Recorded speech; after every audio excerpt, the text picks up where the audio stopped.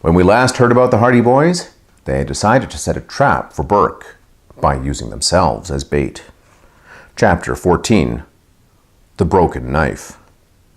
Frank explained his plan while the others listened approvingly.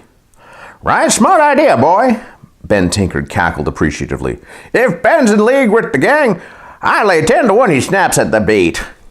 Mr. Hardy agreed. But you boys should have a lawman on hand when the trap is sprung.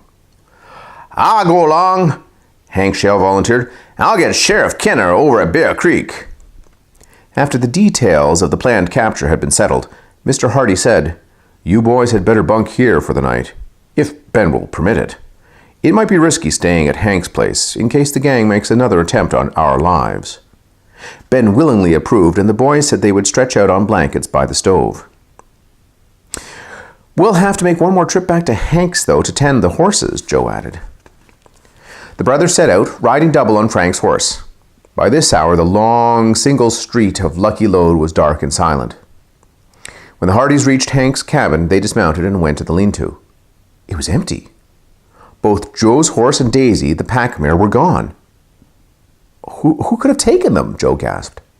Frank was equally mystified. Maybe footprints will give us a clue, he said hopefully. The boys shone their flashlights around the trampled snow. Horseshoe prints led up off the hillside. A man's tracks were leading toward the cabin from the patch of timber into which Dodge had disappeared earlier. He must have come back after we left, Joe exclaimed. Sure looks that way, Frank agreed. We can check more carefully by daylight. The boys returned to Ben's and stabled Frank's horse in one of the old ghost town buildings.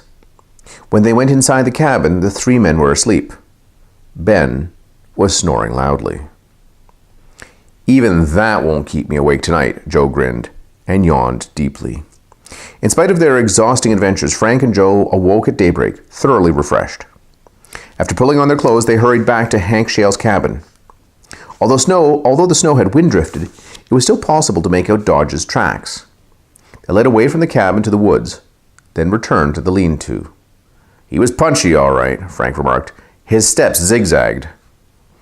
The prints led to a clump of brush, where the crushed, broken twigs indicated the fugitive had fallen full length.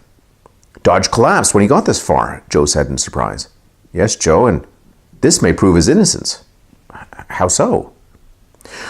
Suppose it were Burke who beamed him with the flashlight, instead of the other way around. Dodge may have fought back, knocked Burke to the ground, then scrammed out the window before Burke could come at him again. But Dodge may have been dazed from the blow. I get it, Joe interrupted excitedly. So he's staggering out here in the woods, maybe not even knowing where he was going, and passed out. Frank said he was puzzled. Why should Dodge go riding up the hillside instead of back into town, and why take Daisy? Joe shook his head. Maybe we have him figured all wrong. Could be he is part of the gang and wanted to get up to their hideout. Frank and Joe checked on the helicopter and found it was still in the clearing. On their way back through Lucky Lode, the Hardys stopped off at the hotel. The worried manager informed them that he had had no word from the vanished armored car company owner. He indicated that he had notified the sheriff and had called Mr. Dodge's office in Helena.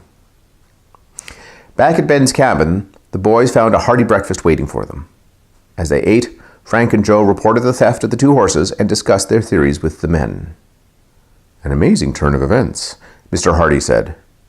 As soon as the meal was over, Hank and the boys went off to hire fresh mounts from the livery stable.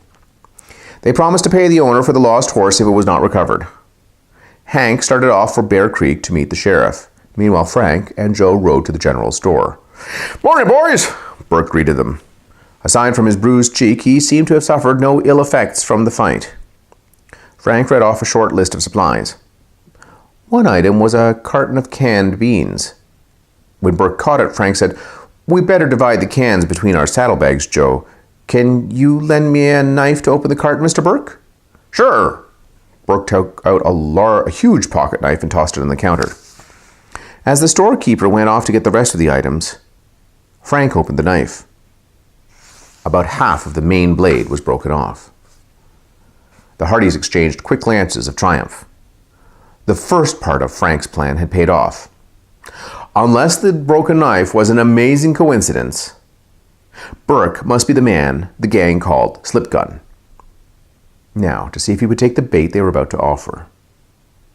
As Frank had hoped, Burke was curious as to why the boys needed the supplies. "You fellows fixing to take a trip somewhere?" he asked casually as he totaled the bill.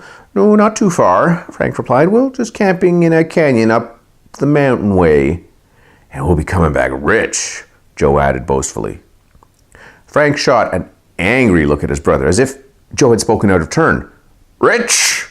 Burke looked at the boys questioningly. It was supposed to be a secret," Frank grumbled, "but, well, I suppose we can trust you after what happened last night." "Sure, I won't tell anybody," Burke purred. "Well, one reason we came out west was to look for some lost gold that an old miner named Mike Onslow told us about," Frank began. He drew us a map," put in Joe, "but it was stolen from us. Then yesterday we were out in a box canyon where there's a certain rock formation that looks like a bear," Frank went on. "We heard Big Al's gang planning to meet there. We didn't see the gang, but we did spot a clue to the whereabouts of the gold. We have the location marked right here on a map we drew ourselves." Frank pulled out a folded piece of paper from his pocket and tapped it significantly. Burke stared in amazement. "No fooling! You really know where to lay your hands on the gold?" The boys nodded gloatingly. But please don't say a word to anyone," Joe cautioned. "We don't want to start a gold rush out to the canyon before we've had a chance to uncover the treasure." "Don't worry, boys. Mum's the word as far as I'm concerned." Burke gave an oily smile. After stowing the supplies in their saddlebags, Frank and Joe rode out of town. Beyond the ridge, they reined up to a sheltered spot agreed upon beforehand with Hank. Here, the boys waited until they were joined by Hank and Sheriff Kenner. All four set out together, retracing the route the Hardys had followed when returning to town from the canyon the evening before. A brief search soon disclosed the opening in the hillside through which the gang had emerged from the canyon. The entrance widened into a high-arched rock passage, big enough for riding two abreast. The passage ended directly below the bear-shaped rock. Inside, Frank, Joe, and their two companions paused to consider their next move. Sheriff Kenner, a rugged-looking man with an iron-clad, iron-gray mustache, asked the boy, "What time do you figure the gang will show up, assuming Burke took the bait?" "He jumped at it," Joe declared confidently.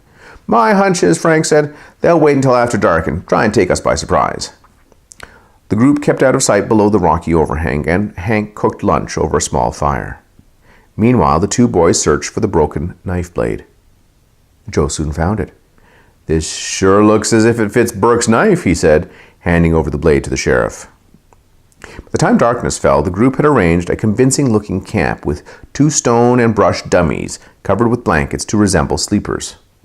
Then the 4 retired with their horses behind a cluster of huge boulders.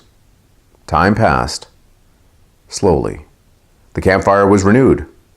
Suddenly, above the sound of the wind, the listeners caught the faint clip-clop of horses' hooves. The riders were coming through the rocky passage. Frank and Joe and their companions swung quietly in their saddle.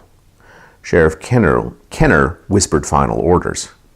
Moments later, 3 horsemen entered the canyon. There was sufficient moonlight for the boys to make out Slim and Jake. The third man, they guessed, was Big Al. Evidently, Burke was not taking part in this raid. The 3 thugs paused inside the canyon. The dying campfire and the 2 blanketed dummies lay in plain view. Big Al hissed out an order. Slim and Jake charged forward, their horses breaking into a gallop. The gang leader followed at a more leisurely pace. "All right, let's take 'em," Sheriff Kenner snapped in a low voice. He and Hank spurred their horses from behind the boulders while Frank and Joe waited according to plan. "Don't go for your guns, just reach," Sheriff Kenner yelled. At the same time, he fired a shot to show that he meant business. Slim and Jake reined up sharply.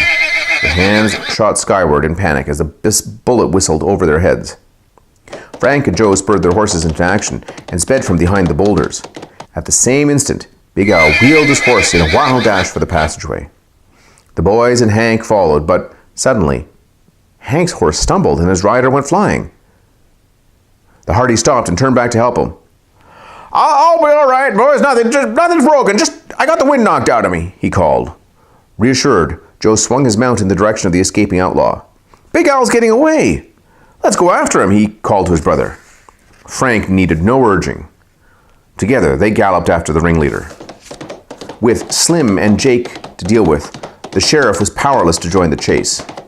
He shouted a warning to the two boys, advising them to wait, but his cry was drowned by the thundering hoofbeats.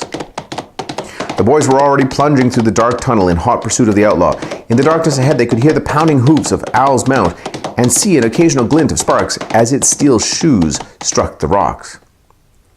Presently, a dim glow of moonlight showed the passageway coming to an end.